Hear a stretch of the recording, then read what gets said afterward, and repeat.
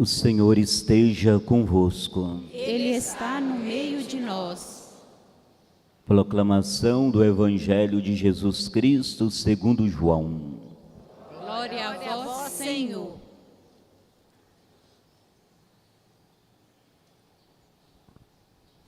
Estava próxima a Páscoa dos judeus e Jesus subiu a Jerusalém.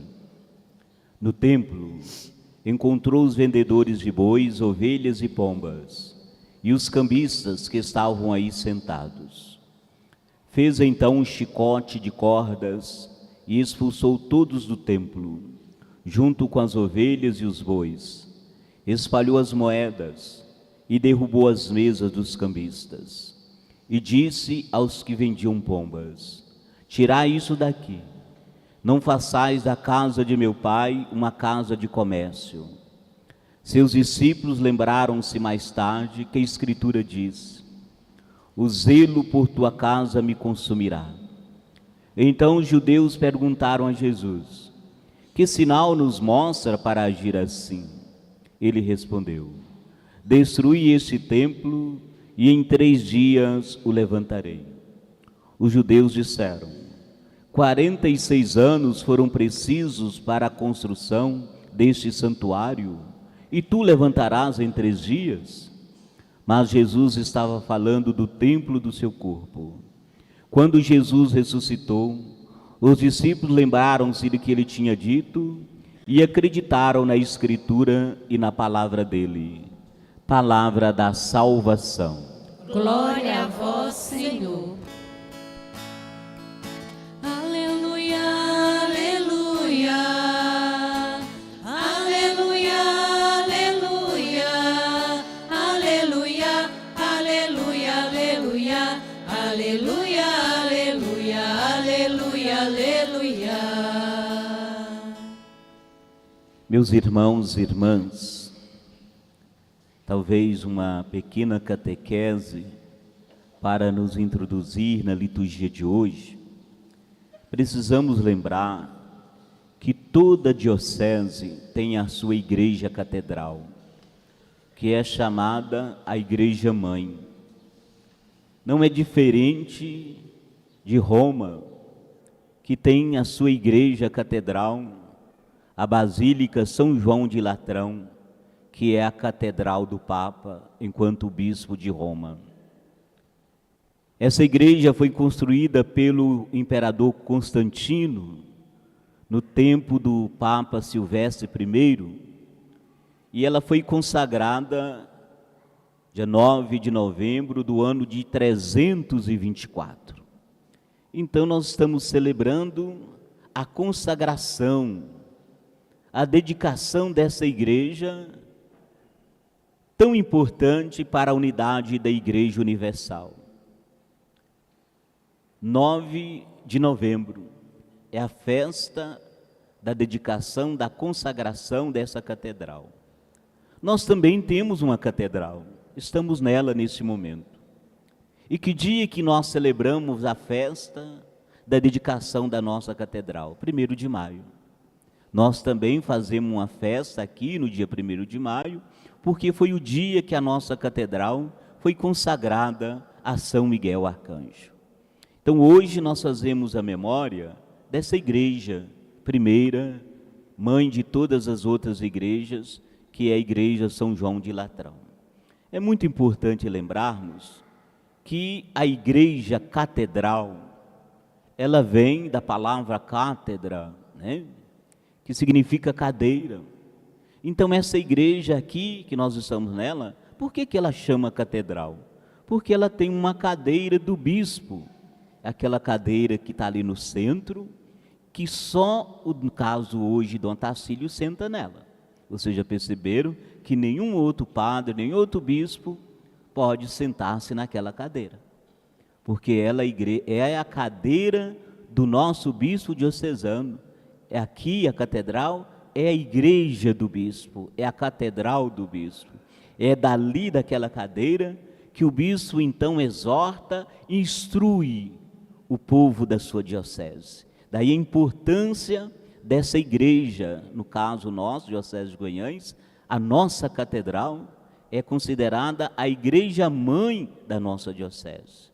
É a igreja do nosso bispo diocesano. Daí a nossa comunhão com ele, a nossa unidade com ele, através dessa igreja catedral que é a igreja mãe. Então hoje nós fazemos a memória da primeira igreja mãe, que é a Catedral São João de Latrão. Aqui o sentido dessa liturgia no dia de hoje. Como que nós podemos entender isso? Por isso que essa igreja é chamada de igreja mãe, mãe de todas as igrejas. É o símbolo das igrejas do mundo todo unidas ao seu sucessor Pedro. Portanto, a festa de hoje, da dedicação dessa igreja São João de Latrão, nos convida a tomarmos consciência que a igreja, nascida de Jesus, é hoje, no meio do mundo, morada de Deus, testemunho vivo desse Deus que caminha conosco.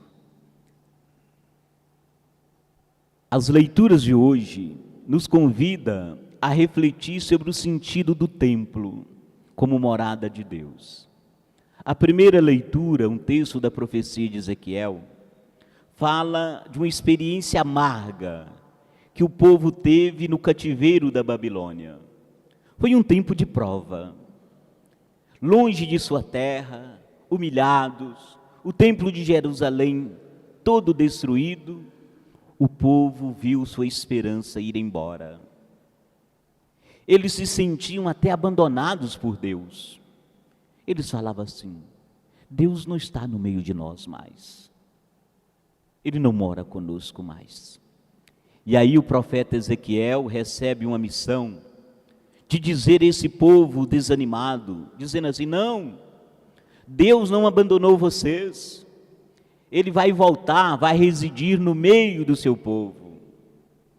Da sua morada vai sair um rio de vida, que vai inundar toda a terra e vos trará muitas bênçãos. E aí o profeta Ezequiel tem uma visão. Ele vê que do templo, do altar, brota uma água, um rio. E essa água brota no templo e ela vai correr por oriente. E aonde essa água passa, vai trazer vida, vida no deserto, até chegar no Mar Morto. E esse mar, que é considerado um mar sem vida, porque tem muito sal, e diz Ezequiel assim: até esta água vai se encher-se de vida. Nas margens do rio crescerão árvores de toda espécie, carregada de frutos comestíveis e folhas medicinais, que são um remédio contra toda dor, contra todo sofrimento. E o povo, bebendo dessa água que brota do templo, vai conhecer a vida e a felicidade. E hoje nós também nos perguntamos: onde que está Deus? Aí nós respondemos: Ele está no meio de nós. Porque o nosso Deus não é um Deus que falha, mas nós que falhamos, quando nós recusamos essa vida que brota dele. Portanto, do templo de Deus, sempre vai surgir, vai nascer a sua graça, que se espalha e nos enche de vida. Podemos dizer que do santuário, desse templo, desse altar sagrado, nós participamos da Eucaristia, que é a fonte de graças que nos sustenta. Ele é água viva, que mata toda a nossa sede e nos dá vida e abundância. O texto da primeira leitura de hoje, Paulo nos chama a conhecer cada pessoa. Ele diz que cada pessoa, cada um de nós, o Espírito Santo habita em nós e nós somos morada de Deus. Em cada um de nós está a presença amorosa de Deus que nos criou. E nós somos santuários de Deus. Não somos feitos de pedras, mas algo maior, onde pulsa a vida mais sagrada, No tempo de Paulo, a comunidade de Corinto estava muito dividida, porque tinha passado alguns evangelizadores lá, Paulo, Pedro, Apolo, e a comunidade se dividiu. Eles dizem assim: nós somos de Paulo, nós somos de Pedro, nós somos de Apolo. E aí Paulo diz assim: espera aí, ninguém pode colocar outra alicerce diferente do que está aí já colocado, Jesus Cristo. Paulo diz assim: olha, a fé de vocês está alicerçada em Jesus Cristo, não é em Paulo, não é em Pedro, não é em Apolo, né? Porque às vezes tem muita gente hoje que a fé dele está em pessoas, em padre A, em padre B, em padre C. Não, meu irmão, a sua fé não pode basear em padre A, B e C, não. A sua fé é Jesus Cristo, é Ele que é a base, é Ele que é o alicerce. É isso que Paulo está nos dizendo.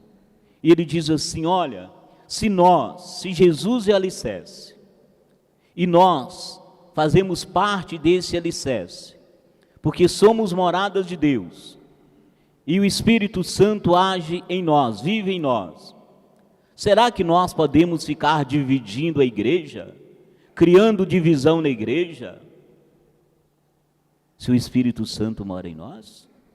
Se nós somos morada de Deus? Se nós somos edificados em Jesus? Então Paulo declara assim: olha, se alguém destrói o templo de Deus, Deus vai destruí-lo. Ou seja, aqueles com seu orgulho criam divisões dentro da igreja, não pode integrar essa família, não pode integrar esse edifício, essa construção. Não é pedra viva, mas pedra de tropeço, pedra que não edifica, que não une, que não ajuda. Somos templos do Espírito Santo, somos moradas de Deus, para vivermos a unidade e a fraternidade. O texto do Evangelho, Jesus se apresenta como um templo novo, onde Deus habita. O templo de Jerusalém, naquela época, era para o povo o centro do culto e da fé. Era onde o povo dirigia para contemplar Deus, para comunicar com Deus, porque eles entendiam que Deus estava morando, Deus morava no templo. E Jesus também, ele vai a esse templo. Mas quando ele chega lá, o que ele vê? O templo era morada de Deus, mas ele percebe que havia ali cambistas para trocar a moeda, porque não podia colocar moeda estrangeira nos cofres do templo. O templo cheio de boi, de ovelha, de animais que o pessoal usava no sacrifício. Jesus fica indignado com aquilo. Talvez é difícil a gente entender isso. Nós falamos de um Jesus tão manso, e de repente ele pega um chicote e expulsa do templo os vendedores de ovelhas, de bois, de pomba, derruba as mesas dos cambistas e anuncia que tinha chegado um tempo novo. Por que Jesus fez isso? Porque aquela casa, a casa de Deus, morada de Deus, tinha se transformado numa casa de comércio. Não façais da casa de meu pai casa de comércio. Estava praticando ali uma religião de exploração. Em nome de Deus, explorava as pessoas. Deus não estava ali há muito tempo. Deus já tinha afastado daquele lugar. O culto ali era um culto de mentira, porque só alguns se beneficiavam dele. Como que Deus poderia aceitar esse culto? No fundo, Jesus está nos chamando a atenção. Como que também está a nossa relação com Deus? Como que nós temos vivido a nossa fé? Será que a nossa relação com Deus também é uma relação comercial? onde nós pagamos para receber, trocar de favores, compensação. Nossa religião, nosso culto não pode ser isso. Os líderes judaicos ficaram indignados com aquela atitude de Jesus e perguntaram para ele: qual é as suas credenciais, quais são suas credenciais para você fazer isso? Que poder que você tem para fazer isso? E Jesus responde: destruí esse templo e eu construirei em 3 dias. João deixa claro que Jesus estava falando do templo que é o seu corpo. O que quer dizer com isso? Onde Jesus queria chegar? Jesus desafia aqueles líderes a destruir o templo que é ele próprio, mas deixa claro, em 3 dias aquele corpo voltaria à vida. Estava falando da sua ressurreição. O novo templo que Jesus fala é seu corpo, o maior de todos os templos. Com isso, Jesus está dizendo que nós somos sagrados também. O corpo é sagrado, o nosso corpo é sagrado, cada pessoa é sagrada. Nós somos a mais bonita de todas as catedrais do mundo. Nenhuma catedral do mundo é mais bonita do que cada um de nós. Porque somos sagrados, porque Deus habita em nós. Por isso, quando uma pessoa é atingida no corpo, uma violência física, uma violência verbal, hoje existe também a violência virtual, nós estamos negando a sacralidade do corpo. Porque negar o sagrado do corpo é negar a Deus. Quantos preconceitos de toda forma, discriminação contra as pessoas. Isso é ofender o corpo de Deus, que nós somos morada de Deus. Quando nós ferimos alguém, no seu mais interior do seu ser, nós estamos também destruindo esse templo. Nós estamos fazendo mau uso desse templo. Nós estamos estragando esse templo, que é morada de Deus. Por isso nós somos importantes, cada pessoa é importante. Como Paulo disse em sua carta aos Coríntios, e o Evangelho nos ensina hoje, valorizar cada pessoa que está ao nosso lado, valorizar cada pessoa que convive com você, valorizar os seus amigos, as pessoas da sua família, as pessoas que você convive, porque cada pessoa é sagrada. A grande pergunta a nós: Jesus purificou o templo. E qual o templo que precisa ser purificado hoje? Às vezes o seu coração precisa ser purificado. A nossa família é morada de Deus, é templo de Deus, é sagrada. Que tipo de purificação a nossa família está precisando? Que tipo de purificação a nossa igreja está precisando? Portanto, que hoje seja esse tempo um tempo sagrado, tempo de reconstruir, de purificar a nossa relação com Deus. Os nossos templos, eles precisam ser lugares de encontro, de oração, de partilha da palavra, da Eucaristia, de uma liturgia bem celebrada. O templo pedra é sagrado e nós precisamos respeitá-lo. Nós entramos num templo e falamos: aqui é sagrado. A gente não vem aqui de qualquer jeito, né? Com qualquer roupa. A gente, antigamente, a primeira roupa que a gente ganhava, a gente ia à missa com ela, né? Era como se a gente batizava aquela roupa. Então, o primeiro lugar que a gente ia com ela é a missa, porque a igreja é sagrada. Mas também é sagrada cada pessoa cada ser humano. Esse espaço é sagrado, mas cada pessoa também é sagrada.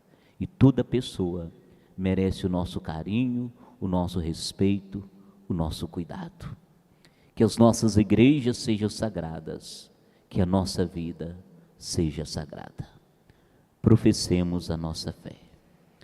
Creio em Deus Pai Todo-Poderoso,